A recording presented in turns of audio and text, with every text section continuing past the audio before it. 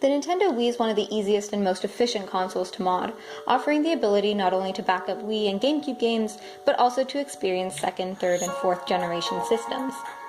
Once the homebrew channel is installed and accessible from the Wii menu, emulators can be added to an SD card, along with the ROMs. In this case, we're running Visual Boy Advance GX, a version of VBA for the Wii homebrew channel.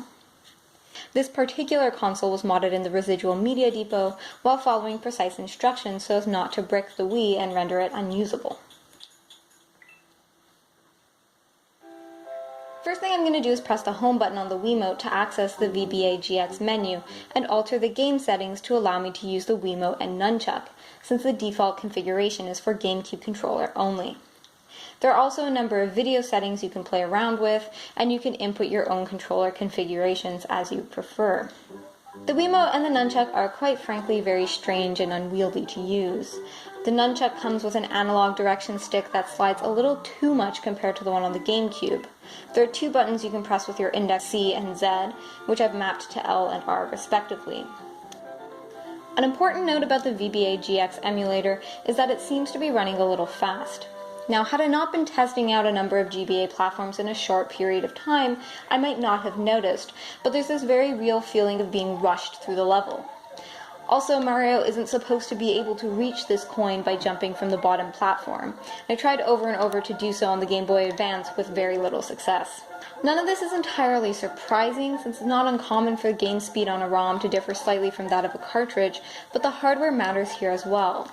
The arcade table, laptop, and phone use the same ROM file and have none of these issues, so the boost we're experiencing here is either due to the software emulation or the Wii's own hardware.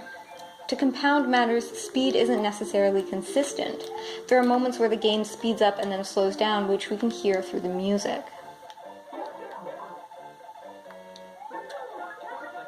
The nunchuck and the Wiimote are connected by a wire that's long enough to constantly get in the way, and I'm not surprised Nintendo discontinued this layout for a controller.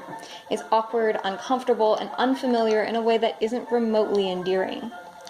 That being said, games designed specifically for the Wii make use of the motion sensor add-ons to produce a more interactive gameplay experience not afforded on earlier generation consoles.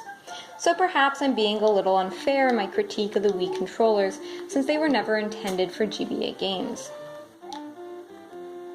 The Wii is useful in that it allows one to run a number of emulators on the same hardware, but it's not optimized for any of them. Using the GameCube controller for input certainly helps mitigate the problem of awkward controls, but the game speed seems to be a problem unique to the Wii.